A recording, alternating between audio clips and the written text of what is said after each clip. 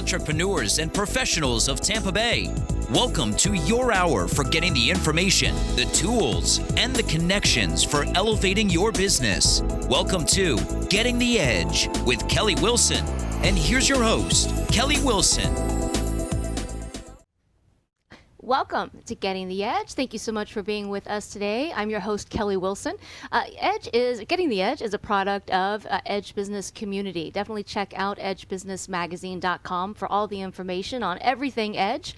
Getting the Edge is a great opportunity to talk with local business owners and community leaders. We want to talk about their products and their services, but we really want to know their stories. We want to share stories. Edge is all about sharing those stories, trials and tribulations and successes, and I'm a firm believer that we can learn so much from each other. So that's really why we're here with you each and every week, to bring you great stories. So again, thank you so much for being with us. I know there are a million other places you could be and things you could be doing. So we're very happy that you chose to be with us today. Again, definitely check out the website for more information.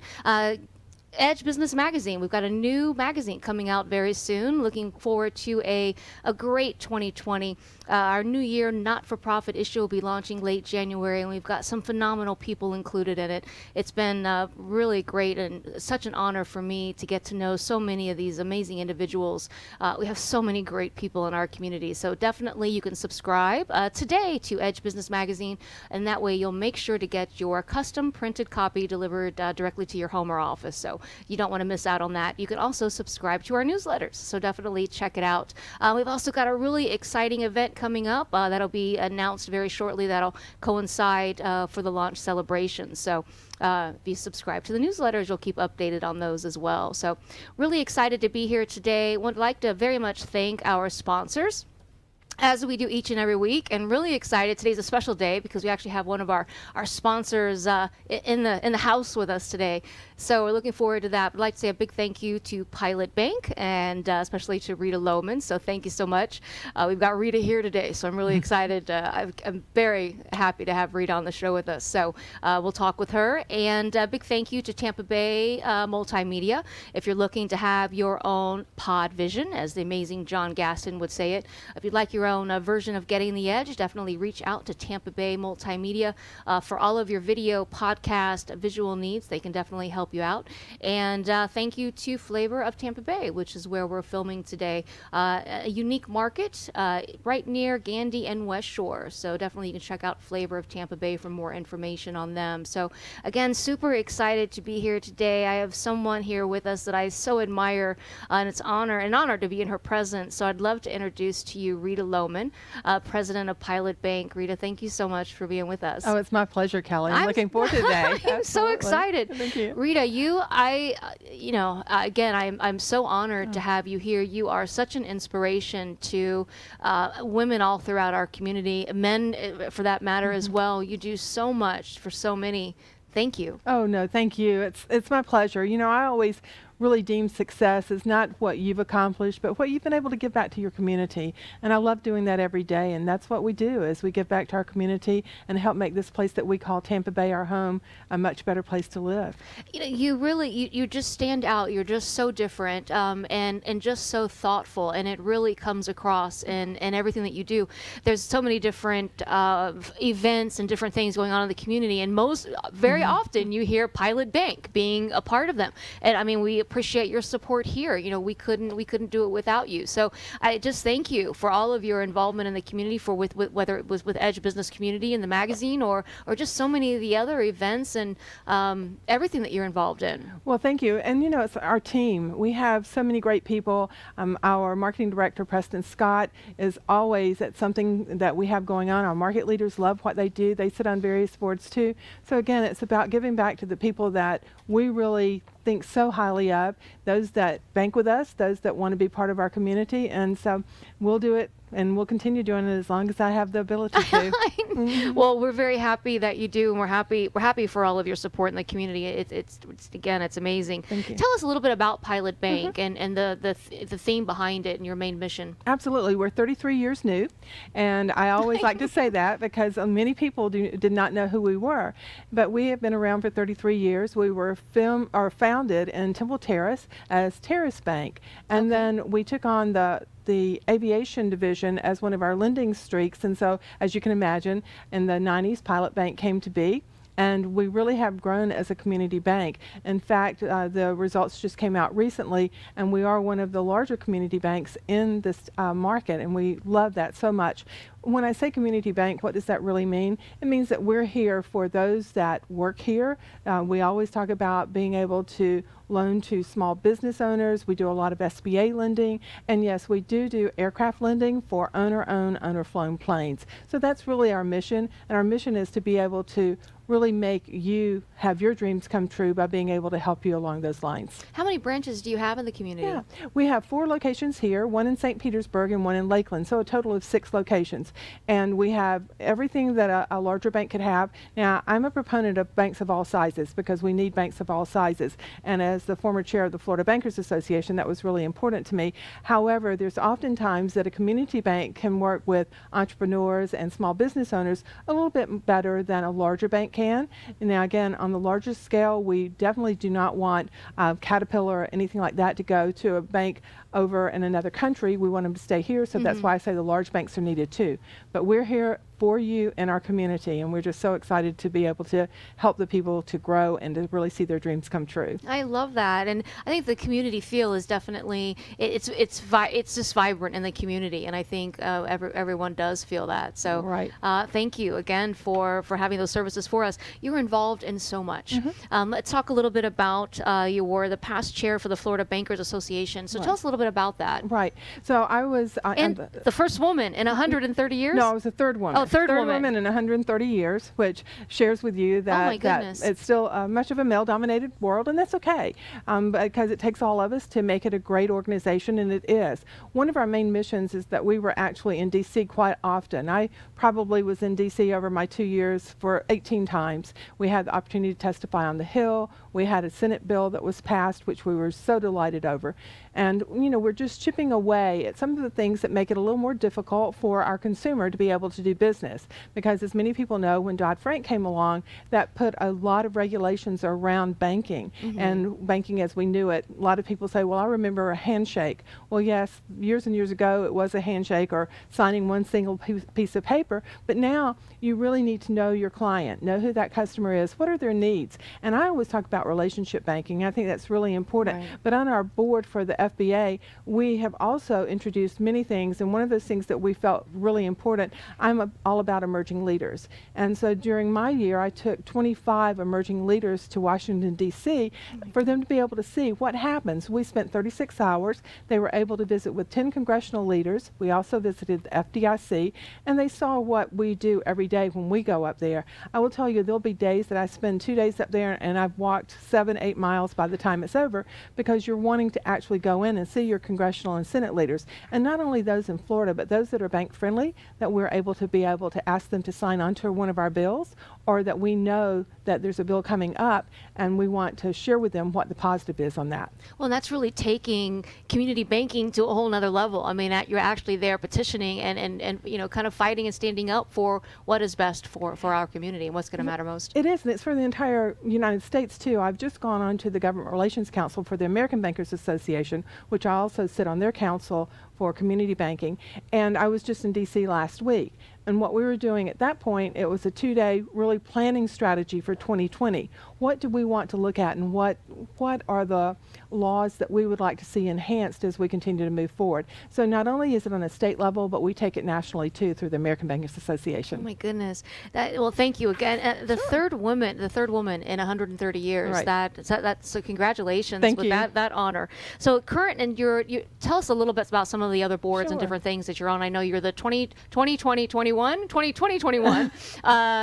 co-chair, correct, or chair for the Outback Bowl for next year? Yeah, I will chair in March this coming year, 2020. I'll become the chair, following my good friend Tim Love, who was on your show recently. Yeah, we just had Tim on. So tell us a little bit about the Outback Bowl and just touch on that. It's such a great, such a great event. So tell us a little about that. It is. So what we end up doing is, it's not just a football game, and we always say that. It's so much more than that. First of all, we have an amazing board of directors, which is exciting, and I was really pleased to be able to serve the last few years on the executive board, moving up to the chair. But what we end up doing is so different in the fact that not only do we bring a game here, a football game here, to Raymond James Stadium, January the 1st. We also have the longest running sponsor being Outback. They've been sponsoring us. We're going into our 26th year. But the other thing that I love, Kelly, is the fact that we give back to the community. Yeah. So every year the board members have a certain amount of dollars that they can give to the charities of their choice. And you will see people so excited. Recently we gave, from my group, we've done Dress for Success, we've done the Center for Women, the American Brain Tumor Association, so a number of different organizations that really need that money. And so we can select. Big Cat Rescue is another one. I'm so much, it amazes me, this is a different side story, but I've got to share this with you. Now, who would ever think about purchasing a baby tiger for their child? Because when the child becomes 2 years old, this is a grown tiger all of a sudden. So they really, even though they house all of these big cats, because, you know, as people are either getting rid of them or they're leaving circuses, they go there, but they're all about legislation too. So I love things that are about legislation and are really trying to help our country in different ways, and so many of these are. I look and see some of the things that the Center for Women are doing legislatively, and they really work with others to be able to make things happen and different opportunities come along on the state level and the national level. No, it's thankfully so many people have these great passions that they're able to cover so many different areas that are all like, you know, together. Like, again, we kind of talked earlier about pieces of a puzzle, but they all play their part. They do, and they're able to kind of cover a section. So thankfully, you know, people are taking that initiative and creating these foundations and organizations, and you know, I'm looking forward to this New Year issue and having the opportunity to highlight some of the larger ones, but we're also able to highlight some of the smaller ones that are just starting out with little funding, and these people are just touched in some way, and and they well, you know, this past year we also were able to give monies to Working Women Foundation. And what's so interesting about that is they do seed money for up and starting entrepreneurs. And so they'll either do a pitch where a group of working women are actually judging those pitches and giving out the seed money. But there's so many different things along those lines. So I'm thrilled that you're highlighting not only the larger ones, but some of the smaller ones also. And Jessica would really, just for a little shout out for her. She was on our feature for the celebration of women. And it is, you know, it's amazing how all of these women come together and support one another, and they're able then to all put into the foundation and all to give back to other inspiring, you know, young, you know, or just everyone, you know, that's looking to, you know, I commend exciting. Her. Correct. Well, and what's so neat about that is you and I were talking earlier about women of distinction. So here we have an up-and-comer, Jessica Ravelli, which is a woman of promise that'll be honored in the spring. And then we have a Hall of Famer who has given so much back to the community, and that being Alex Sink. So you have this great starting. And one of the things I said last week when I was speaking to the new Women of Distinction is that I'm going to be so excited to see Jessica in 10 years. Where has she gone? Because down the road, she will be another Alex Sink or some of those women that have really continued to make a difference in our community. Well, it's women. It's because of women like yourself, you know, that have really paved the way for and inspired all of us to try to create change in the community. Without that, we wouldn't know it's possible. Well, I appreciate that. One of the things I'm so passionate about are the emerging leaders, and so we actually sponsor the CEO camp for Girl Scouts. And tell me a little bit about that. You know, it's so much fun. So when as a former Girl Scout, yeah, me always, too. I always say that Girl Scouts and 4-H were two really foundations for me, and I loved them both. My mother was a Girl Scout leader and really helped me along those lines. But when the Girl Scouts came to us and said we would enjoy being able to do this particular initiative, however, we need a sponsor. Well, I didn't have to think very long about that, because again, to bring 20, 30 Girl Scouts for a weekend, and they'd be able to have people not just like myself, but other women throughout the area to come in and speak. We've had legislators in there speaking. We've had CEOs of companies. We've had everyday associates that work the line, or maybe the ones handling the client issues, those types of things. And it works out so well. Plus, we put women coaches with Oh, these I young love that. girls. Yeah. And so you have an opportunity. Let me tell you a great story.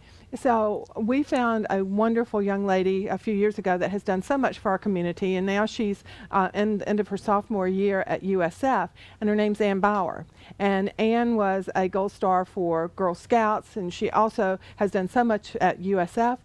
But I said, let's bring her in as one of our interns. And so this past summer she came in and she worked for our marketing director and myself. Was just amazing. And I was thrilled. Yesterday she came back and she's going to be an intern during the spring break for me. But she was a Girl Scout, and I found it from the Girl Scouts that I was able to bring her over. So what I recommend to people is look at those Girl Scouts and bring them in as interns. Because again, once they leave high school going into college, they would love to have an internship with some bank or some company, not just a bank. And you're going to find so much value. We had her do several things. She helped us with Outback Summer Splash. She also wrote our first newsletter for us. She's writing another edition while she's here. So just a lot of creativity there among these Girl Scouts. I don't really think you probably think of Girl Scouts as an intern pool, kind of, but you think local universities, but that's a great idea. And I am such a fan of it. It meant a lot to me growing up. I started out in the Brownies and then went into the Girl Scouts, and then it was very important for my daughter to be involved. In fact, first, she comes, I find out I'm having a girl, I'm like, oh my God, yeah, she can be a Girl Scout. But it was just, it meant a lot to me growing up, and so we couldn't find a troop. They didn't have room. So a neighbor friend of mine, we decided we'd create our own. So we started our own Girl Scout troop. Oh my goodness, I'm not sure what we were thinking. We found some space at the library and just kind of went, for a few years we had our own troop until we found others. It must have been an age group or something. We just couldn't, anyway. But it meant a lot, those now it's memories that her and I share. Oh, no, I know. I totally agree. And I was looking through pictures this weekend, and I was going, oh, my goodness. I remember that. And what's really exciting is several of the girls that were in my Girl Scout troop were still friends. Now, we don't live in the same city or anything along those lines, but if I go home to our farm, then, sometimes I might be able to see them, but we still communicate. So nice. I still have my bag, my sash. I should have brought it. Exactly. I love it. I do still have it. I keep everything. That's just, but those, memories. Yeah, absolutely. Yeah. So, and I just think it's amazing now that you have a CEO council. It just has evolved so much, and it just kind of shows you where women are focused today, and where they're being inspired to kind of know that they can focus. I've again had the pleasure of talking to so many different women, and Susan Dellinger, which is one of my favorite women in the world, and we just talk about a time where she grew up when you had only a few choices. Whether you're going to be a teacher, but maybe a nurse, but there, you were just so limited, and it was mainly, then it really still didn't matter because you were going to really go where your husband, found work. So. Well, that's so interesting too, because one of the things, I've been really fortunate with some of the articles that have been written about me, but one of the things talking about that is my husband and I actually lived apart for 7 years because of the fact that we truly both had careers. And yes, the kids went with me, and he would come home on the weekends or we'd go visit him. And there are choices sometimes you have to make, but also you're right, because many times, and I share this with people, you may not be able to make the same choice I made, so you have to do what's right for your family. However, I love the fact that if you have a dream, then you work towards that dream. I know back in, the 70s, when they did the first article, because I became the first woman officer in my hometown of my bank, they did an article and they said, so what are your aspirations? Well, here I am in my early 20s thinking, and I thought as high up as, I'd love to be a senior vice president of a commercial bank. Well, to me, that was going to be an amazing step because I never had, seen a woman in that position before. And now to be able to have the honor of being president of a bank truly is a blessing. Well, I was just going to say, and then one of the questions I'll ask are, what were your aspirations, as a younger person or going, and so you've always wanted to be in the banking world? Well, I have not. Oh, okay. So what ended up happening is I was asked to join a bank in the marketing area. So they wanted somebody that would go out to be able to do open houses, and I called it parties and balloons. Don't kill me, marketing people. That is not what I mean, because we do so much more than that. I've been marketing for years and years, but that's what I started doing in banking, was marketing. I came down to Florida in '83 because of my husband, and started working for, at the time it was NCNB, which became NationsBank, Bank of America, and I still stayed in marketing, became their advertising director, and was happy, loved what I was doing. But then all of a sudden, one of our executive vice president, said, you know, we'd like to see what a marketing person can do out in the retail world of banking. We can teach you all of the skills that you need as it relates to technology. We can't teach you the people skills. You have that. It was the best move I have ever made. Pieces of the puzzle. It is. Because what ended up happening is then I became what I call a generalist in banking. And it really helped me continue to grow. And then as I continued to move up in Bank of America, actually in NationsBank, I managed, and to date I've managed over 23 acquisitions, and at the time I managed the largest acquisition that had ever been done to date, and that was when we bought Barnett. And for that acquisition, I was awarded the Crystal Grenade, which was Hugh McCall, who was chairman of our board, his highest award. It was a very smooth transition, went extremely well, and I was just really very fortunate to have the opportunity that the bank gave me, because again, one thing I never did is I never did not take an opportunity. My children were in 8 different schools the first 8 years of their life, and as I said, my husband and I lived apart. However, when we came back to Florida, I was transferred back here in '93. My oldest son was getting ready to go into high school, and so Ken Lewis called and said, we'd like for you to move to Delaware to be the president of our credit card division. The only time I've ever said, you know, is this a deal breaker for my career? Because Gary's going into high school. I'd like for him to be in the same school along with my second son, Clint. And he said, absolutely not. And he's right, it wasn't. The day, or the week rather, after Clint graduated from high school, I was called and transferred. So that's just how things work in the banking industry. But it all worked out, and I've had a really, really fabulous career. I believe that many of the associates that work with me have enjoyed working on our teams. I'd say so. I just love it. So many of them have been with me for years, and I always speak about Preston, our marketing director. He and I have had the pleasure of working together about 8 years now. And so, you know, they understand your vision and values and your ethics, and I understand theirs and their growth pattern. And what's important is I'm very, very ethically inclined. It's, you know, I want everything to be on the up and up, but I also want you to have fun and enjoy what you're doing. And I always say, your family's first. Now, we're here during the times that we work. Believe me, we work really hard. But when you play, I want you to be able to play. Now, people will say to me, Kelly, well, tell me about your work-life balance. For me personally, I don't believe in a true work-life balance. You have to make time for your life, and you have to make time for your family. But as far as saying, okay, 5:30, I'm cutting off and going to have this wonderful family life, that doesn't happen, because again, we're 24/7 as part of the bank, and that's what I always share with our associates. Yes, you have family, but remember, you're still representing the bank, whether you're at Girl Scouts or whether you're out at a baseball game, or they're out having dinner. Yes, exactly. It's still all part of the bank, just like your brand. It's very important that you keep your brand pure. Right. Well, I think it says a lot that even Preston being with you 8 years, it says, it's those signs of a great leader. Oh, thank you. People want to stay. They want to be a part of an organization when the leader, is someone like yourself, and you genuinely care. I do. Over the years, I've talked to so many different people about just leadership styles and just the way I think leaders used to think they needed to be, and the way that people, were able to actually be, have empathy, towards the team, and you genuinely care. And you can just see those signs and signals, characteristics of great leaders. And it's so important, because I look at people that I've worked with in the past, and I pull those good behaviors out, and then the ones that I didn't enjoy being a part of, I make sure I tuck those away and don't display that type of behavior. Because again, I'm only as good as people that are with me, and they're only as good as my leadership for them. So together, we have made great teams over the years, and I want to continue that. We had a bank where Preston and I both were at. It was called C1. We took it over when it was Community Bank of Manatee, and we were able to grow the bank in a very short period of time and take it public, which I had never been a part of before. So that was a new experience for me.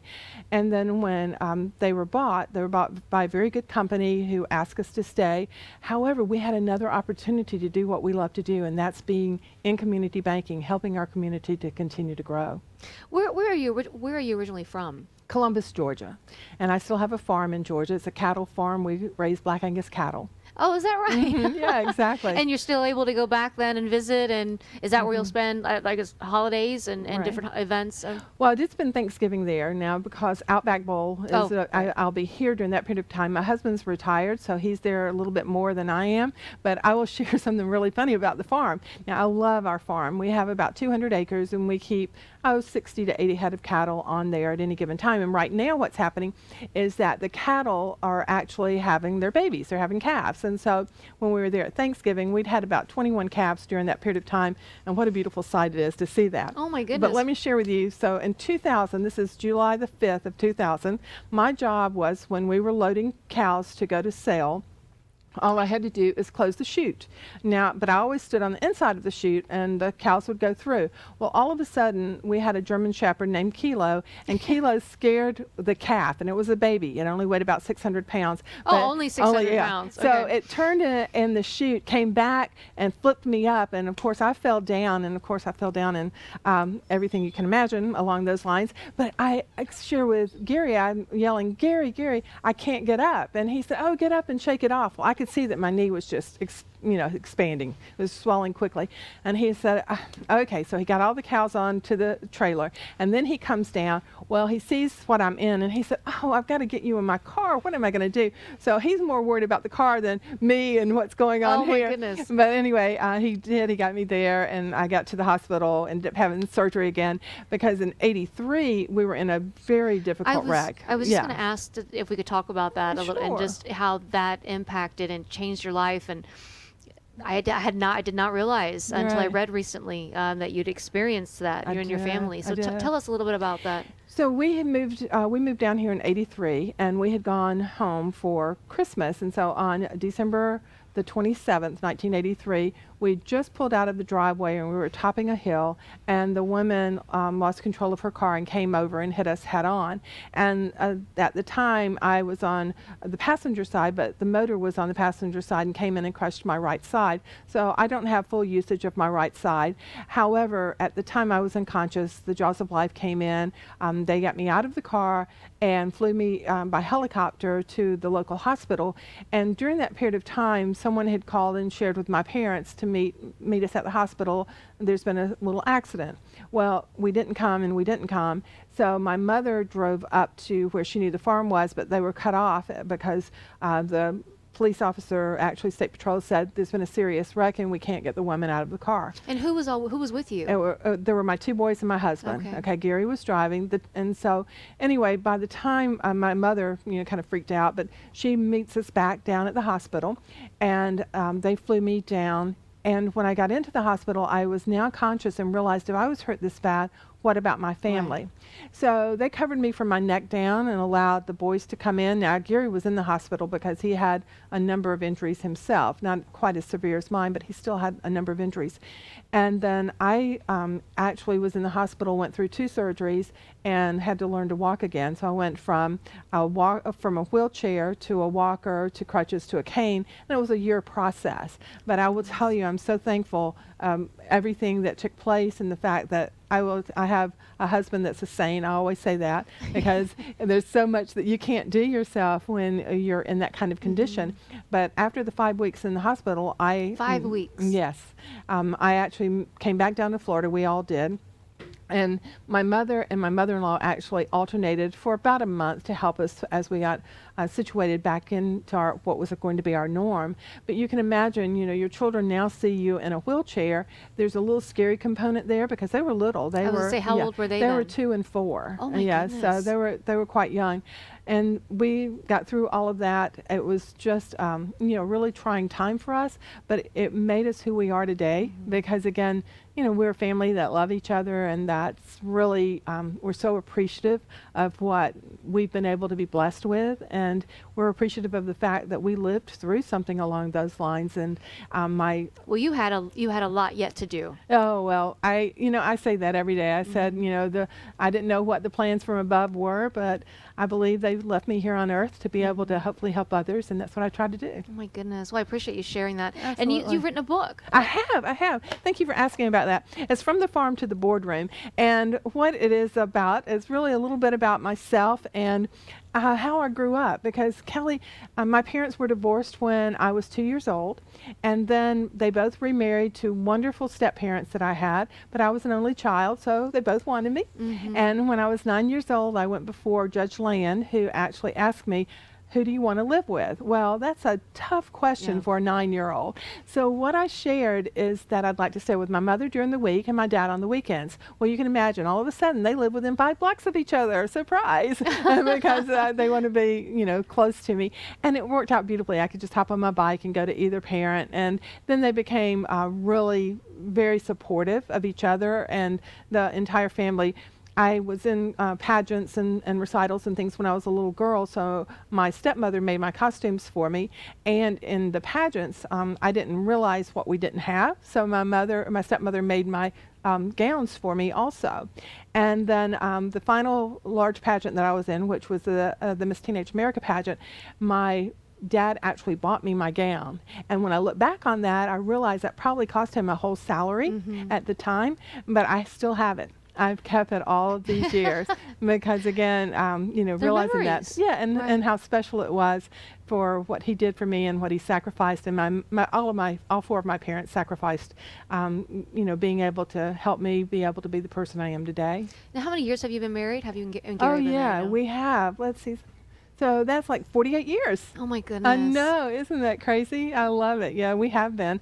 And it's been, just a really, you have great times, you have times that you sacrifice, and I believe our biggest sacrifice had to be those 7 years that we lived apart, because again, that's a lot, but he knew how important my career was to me. I knew how important his was to him. He was an executive with Kraft Foods living in Chicago, and I was here wherever the bank needed me, whether it be in Atlanta or North Carolina or right here in Florida. Well, you do what you have to do, but it's amazing to have a partner, and that just that is you're supportive of one another, and then it makes it work. And 48 years later, wow, it's really great. And then I have 2 great sons. My oldest son is he graduated from law school at Wake Forest, and he is with our embassy in Rio de Janeiro. Actually, that's our consulate there, but that's where he is. And his next assignment will be Senegal. So I always kid that we've traveled to places that we would have never necessarily picked, but when he's there, of course, we're going to go and visit. And then my youngest son is an intake counselor down in South Florida. And we get to see him a little bit more often than we do our oldest son, but we're very pleased with both of our boys and what they've been able to accomplish. Yes, oh my goodness, it's an amazing story too, and I think you're great examples too of, and that have kind of, I think, led the boys to pursue their dreams as well, and really kind of take off with that. You have an opportunity to go to Jordan. I do next year. So tell us a little bit about that. Okay. Well, as you know, having been the chair of the Florida Bankers Association and now being on the American Bankers Association, plus I had the honor of being named one of the 100 top financial executives in the United States. My name's floated out quite a bit, and so I received an invitation over the weekend from the Middle Eastern banking conference to be able to go over and speak to them, be one of their keynote speakers in March in Amman. And I am totally looking forward to that. There'll be an interpreter, but I understand that so many of the people attending speak English, so that will help a little bit too. And now I'm trying to study up a little bit on the culture and what it's all about, and but I just look so forward to that. This will be the first time. As well. Yeah, thank you. Yeah, congratulations. Thank you. I look forward to kind of following everything with you as next year progresses. Yeah, we'll do that. As over the years, as you have built teams and kind of brought people together, what is most important to look for? What are some tips you could give to us on building a good, effective team? Well, one of the things that I look for is that, it's not about an individual person. It's about blending their goals, their talents, what they can bring to the table, and pulling it together as one. Because again, I always go back to the simple analogy, you can't build a team with one person. It truly takes a whole team. And I look at I go back to vision and values. I'm so big on core values. We all need honesty and integrity. We need to do the right thing right the first time. And looking at team members for that. Now, have I made mistakes? Absolutely. absolutely. I've had a couple of hires that didn't necessarily turn out to be as strong as I was hoping that they would be. And, we've parted ways, but I'm really very quick in analyzing and realizing if I've made a mistake or if it's not a right fit for them. Because again, even though people enjoy working for me, I'll admit it, I'm demanding. Preston knows. But I'm demanding in a positive way in the fact that I want to do the right thing for the client. Right. And I think that's really important that we always have the client, the associate, our shareholders in mind as we continue.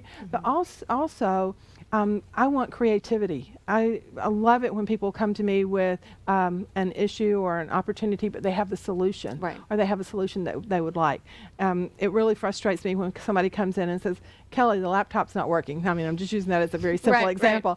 And it's like, okay, what are we going to do about it? I love it when they come in and they'll say, I've got this great idea, and this is how we can make this work, and this is what it would add to the bottom line. And, together, that's how we're going to continue to grow and really be the best. It's like our product line. When we walked into the bank, it was a totally different product line than what it is today. And as a team, we sat down and we looked at the product line and said, what makes sense for our communities that we serve, and what do they truly need? And that's how we develop things along those lines. Again, it's not one person. Yeah, and I think it just shows it's difficult. I always ask this question because it's really difficult to bring a team together. But I think having people bringing those together that look at it beyond just that job for that moment. They really care as much about the product and the brand and the business behind it. That they want to go that extra level and to make things work. Well, it's really interesting because outside of my 11 direct reports, 9 of them I've had the pleasure of working with in the past. Now, 2 of them have worked on teams and they know me, but they've never worked directly for me. And I love that. I love the fact that when I invite someone to come in and join the bank, they're wanting to do that, and they realize that we've had a good opportunity in the past, and this is going to be a good opportunity going forward for them to grow and to really continue to meet the potential that they have. And I'm going to, again, share one last thing as it relates to associates. If you want to further your education, if you want to really be able to go to a conference or anything along those lines, we do that all the time. Going back to Preston, he just finished his Juris Masters, and that is a big step to be working full-time and to go full-time to school. Absolutely. And graduate from Florida State University. And that's what I love for people to do. We have several of our associates they've either graduated or they're in their last year at the Florida School of Banking. We have one that's going to Stonier right now. And these are things they wanted to do, and absolutely very supportive of being able to continue your education. I sat on the board for the Florida School of Banking at the University of Florida, and I see the great bankers that they bring in, and when they're finished, I can see those that are truly ready 5 years, 10 years from now to be the next CEO, and that's important. Well, I think they're very fortunate, those that are around you, to have you kind of leading them and inspiring them, and ensuring, kind of in a sense, that they can accomplish and do what they set their minds to. So they're lucky to have you. Thank you. If you could go back in time and give your younger self advice, out of college maybe, or in that, what advice, knowing what you know today, would you give yourself? That's a really good question, because I've had a couple of things that have happened to me that I've really had to reevaluate. First of all, I reevaluated my entire life after the wreck, making sure that it was not all about work, it was about the family and what was going to make us good. But I actually had a chairman that, and I share this in my book, very, very successful person, but he actually called me honey in board meetings. And I had to take a really big step, and a lot of times people are afraid to take a step for a president, a CEO, or chairman of a board, or something along those lines. But I had to share with him, and I did it in private, where I shared, you don't call the men Sonny, so I'd appreciate if you call me by my name like you do them in board meetings. It was very difficult. It was very tense, because again, it was an enduring term in his mind, because I could have been his daughter, his granddaughter, whatever. But sometimes when you speak up for yourself, that can be difficult. But I always say that I always feel like people need to speak up if they want to be heard. And there's times that you may not want to be heard, but there are times that you definitely need to be. And I would have done that more in my younger years. Once I actually got into senior management positions with NCB, NationsBank, Bank of America, I spoke up and shared my thoughts and how we need to do things. I will say one of the things about NationsBank that I really, really loved is the fact that they took young people like myself at the time and really grew us and gave us the opportunity to do things that were right and to make mistakes. And it's okay to make a mistake. Just realize you've made it and improve upon that as you move forward. Yeah, that's great. Have you had a toughest lesson learned? Toughest lesson learned, I've had some disappointments in life, and that's to me a tough lesson is when you do something. But one of the lessons that I will say, and this wasn't a tough one, but it was just an eye opener, when I became a banking center manager, and I love the fact that I can share with my managers. I've been there, I understand what's going on, but I was with NCB at the time, and I was managing our Winter Haven office, which happened to be a $100 million location, which is a really large location for a banking center. Made my first loan, and the district manager said, "So tell me about this loan." I said, "Oh, it's great." I went through all the things that were great, and he said, "So if we have to ever take this loan back, how are we going to get to the property?" Well, there was no ingress egress. And that was a real learning experience for me. So what it helped me to do is anytime I was doing things, I looked at the entire picture going forward. And if I needed help, and that was my big fear back then, is lending was not my specialty at the time, and I didn't ask for help. So the one thing that I always say is if you need help, ask for it. And it's not going to be a sign of weakness. It's going to be a sign of learning. And I encourage everyone to do that. Having spent my former life in real estate, when you're trying to put deals together, and experience is really what you learn from everything. You have something like that happen once, and it won't happen again. You're right about that. What was so funny, Kelly, is I was going, "Oh, just let this loan pay off," and it did. Yeah. It was all Thankfully, good. good. Right. Has anyone over the years given you advice that was just like the best advice you've ever been given? I always go back to the fact that Alex Sink, who's a mentor, and I've said this in a couple of interviews, one of the things that she shared with me is be true to yourself. And that's what I've always tried to do. She and I have been friends for probably 30 years now. Oh, wow. And, I've always tried to be true to who I am. I'm a Southern girl. I really believe in family values. I believe in friendships. And I believe in being true to yourself and giving back to others. I think it's really important along those lines. So yes, being true to yourself. Don't try to be something you're not. And I go back to what I just said, if you make a mistake, it's okay. Yeah. Acknowledge it and move on and make the next choice be even better than the previous choices. Well, I think inspiring others is one of your gifts, and I love your posts that you do, and especially when they're combined in multiple ones, and because it's hard to pick just one sometimes, right? To do that. So I always try to do 3 or 4 because again, I love that. Yeah, no, I do too, and I mean, you do inspire so many. Thank you. What is your definition of success today?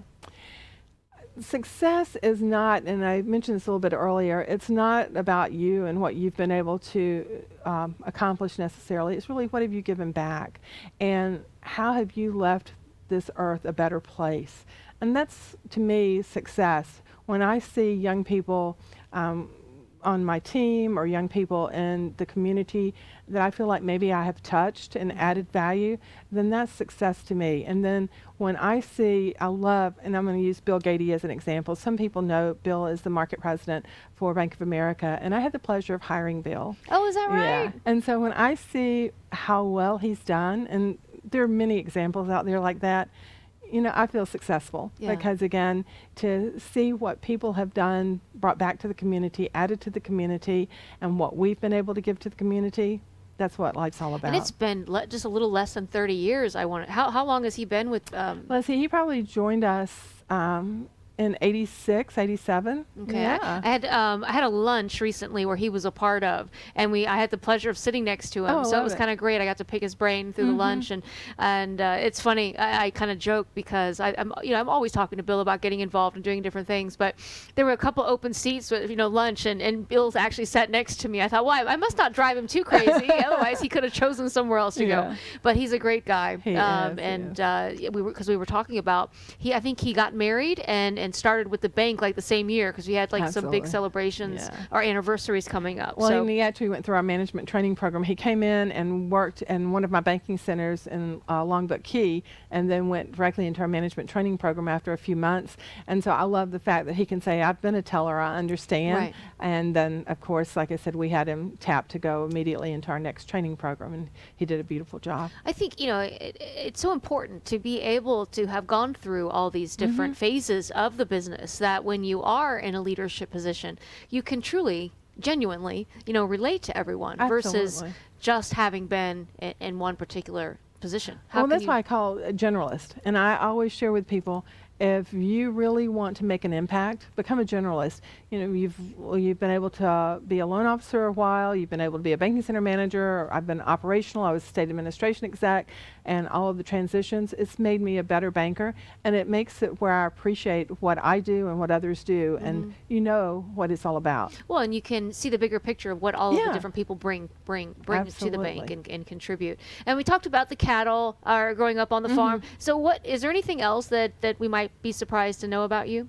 Well, my dad was a fireman, and I know, which I was so proud of him. He became our fire chief when I was a young girl, when I was in high school, and I was so proud. So I'll tell you a quick story that nobody would know about this. Okay. I'm driving down the road, and I'm like 18 years old, and of course I get pulled over. And the police officer comes up, and I said, do you realize who I am? I'm Herbert Johnston's daughter.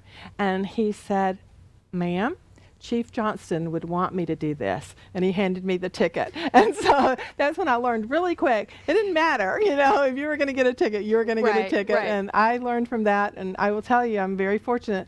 I have personally not had any tickets since that ticket. Is that right? Yeah, exactly. Oh my goodness. What are your favorite resources? Well, I love so many things. I love podcasts like you do. I also love, I love every morning when I get up, the Tampa Bay Business Journal is a great resource. But then my favorite book is Never Eat Alone. And that's by Keith Ferrazzi. And Keith also sends out weekly little updates on some exciting things. But the reason I like that is because it's so true. There's times you may want to eat alone, but really what he's saying is that Kelly, you want to meet someone, and I know that person, so I'm going to bring the three of us together, and you're never going to eat alone because you're going to learn, and I'm going to learn from people that we both know. That's why once a quarter I have a luncheon with about 10 women, and we used to do this when we first left Bank of America, and we did it with our Bank of America friends. Then it said, no, let's have women that we don't necessarily know, bring them to lunch, and then what we also do at that particular luncheon is we swap books, and everybody will bring a book. They'll talk about why it was their favorite book, just giving a little 2-line sentence of why, and then you select the one you want to take home with you. And it's just a great way to be able, first of all, to get to know other women that are strong in our community. Some may be up-and-comers, some may be women that have been very successful. So I mix it up, and then also to have the book. That's a great idea. Yeah, I love it. It's really worked out well, and people enjoy it. I do it on both sides of the bay. Now, I don't think we talked about it earlier. I know the Pilot Bank, you have executive forums We and some different do, things yeah. that you do. So tell us a little bit about that. Absolutely. So you've attended an executive forum, and then as you know, we have once a year, we bring all of our executive forum members together we bring them together more than once a year, but we just did a big one at DuPont Registry. But bottom line is that these are executives that we feel like would want to know each other, and they're then a part of our alumni, and they end up going into our registry. They can contact each other if they should need something specific.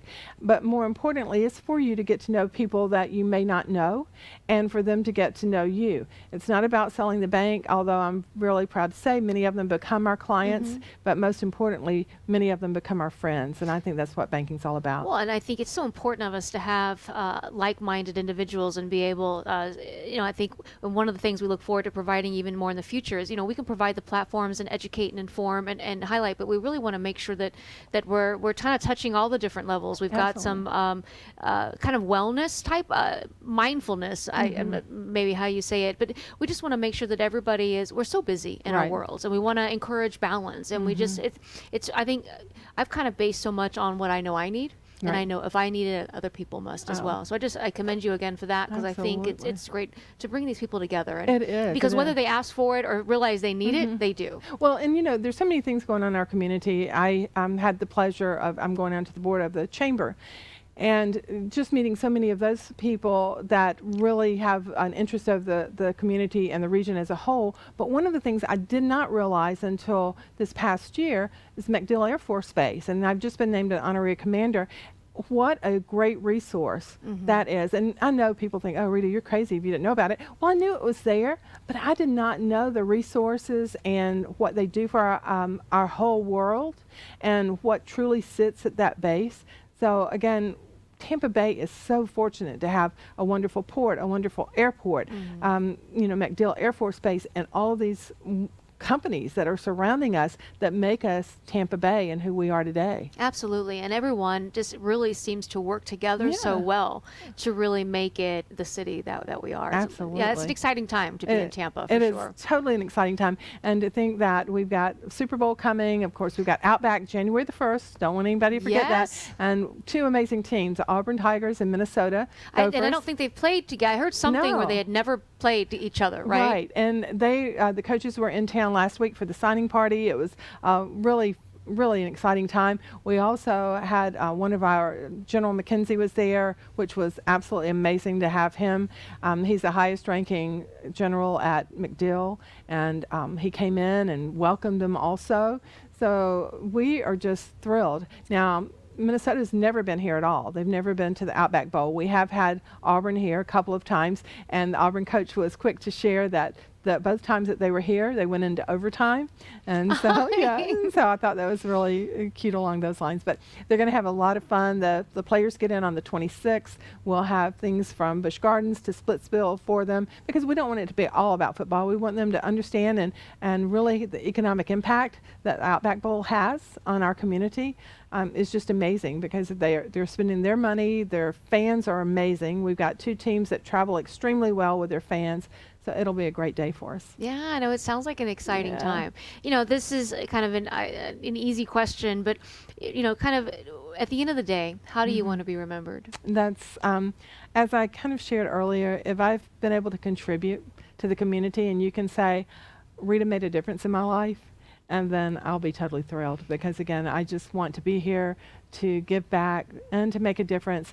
And I appreciate everything that people have done for me, and I want to do it for others. Yeah, well, it's all about giving, giving back. And one of the things that I always say too, and I wanted to share this, is it's in my book, but Cinderella did not go back for the slipper. If she had, she would not be a princess. And the reason I share that is go forward. You don't need to look back at things you could have done or you should have done. You need to go forward and what's going to make you who you are today and tomorrow. Yeah, it's we've had the fortunate or the opportunity to really talk about, because so many of us are dealing with, we all have a story. We all have things we're dealing with. And so often I think we do focus too much on the past and just, many unfortunately have really struggled. They struggle getting through that. We had a great show recently with Jonathan Clark, who is the founder of the Coriolis Consulting Group, and he's all neuroscience focused, and it's all about making decisions and not making them from a past-based experience, but from what you're currently standing for and where you're going.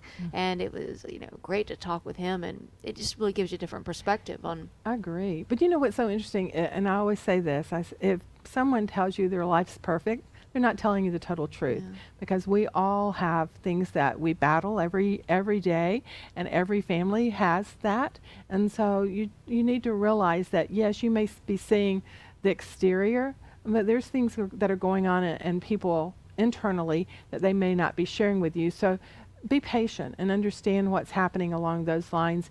And we just had the opportunity to give 75 dolls to a community over in St. Petersburg. And if you could see the faces on those children when those dolls were displayed and given, and what we ended up doing is trying to pick different professions like firemen and nurses and doctors and bankers. And I love that. I love being able for us to, whatever it might be, giving back in some way. And we do this quite a bit, but just the faces that I saw on those children were amazing. Well, I think too, a couple things, like when you are having, going through some things, if you can get involved in the community, I mean, it can really help take your mind off of things, and it feels so good to give back. And we talked about Tim Love being on the show recently, the current chair of the Outback Bowl. He was really talking about that, and he's so involved in the community, and he goes, it's almost selfish. I do it for me. It makes me feel so good. You know, I need to do it. I want to do it. But something else I was going to mention in regards to what we were just talking about, so many of us, we're all on different paths, right? So we've all had our own experiences. We've grown up different ways. We all see things differently. So it's interesting. I always say be patient with other people, or don't always assume that somebody knows exactly what we all look at things so differently. So, and based on our views and how we've grown up, and you never really know what someone's going through. No. So give them the benefit of the doubt and try to see things from their point of view, or from, the culture, or whatever it may be, and how they've grown up. So, and that's what we talk about at work. If you receive a call from an associate who happens to be your client, because you might be a backroom person, or from a client directly, you don't know what's going on their side. So be patient, listen. And I think listening is such a key, Kelly, to really understanding, and then repeat back to make sure you understand what the issue is and be able to assist them. And if you can't, find the right person that can. We have certain clients that only certain people can really handle appropriately, because first of all, they feel comfortable, that client feels comfortable with that person, and that's okay. Don't get offended if somebody says, oh no, I really don't want to talk to Rita today, I'd prefer talking to Kelly. It's all good. Life's great. Right. No, I think authentic listening is definitely something we can all continue to work on, and sometimes we just to stop what we're doing and focus. So exactly. But otherwise we're just listening to go get to the next point, or the next. I'm listening just to say what I'm going to say. So we definitely we can learn a lot from each other and just listening. Rita, this has been so much fun. Thank you so much. Well, my book's on Amazon, so if anybody would like to read a few of my leadership lessons, I would be more than honored for them to do that. And thank you for letting me be here today with you. Absolutely. Well, and in case you can't find it on Amazon, if you don't, you can always reach out to Rita or us at Edge as well. You can email us at info@edgebusinessmagazine.com. We'll be happy to fill you in on all the information, and definitely I look forward to reading it as well. So I'm honored to have you on the show. I thank you thank for you for all you're doing. I appreciate that. Yeah, thank you. But absolutely. I thank you for everything that you've done and your support, and not just for Edge, but for the community. So thank you. But absolutely. In the meantime, check out, until next time, check out edgebusinessmagazine.com for additional information on Edge. Definitely subscribe. And we've got a lot of great fun stuff and interactive things coming up for the new year. So looking forward to that as well. So until next time, never stop dreaming. We'll see you soon.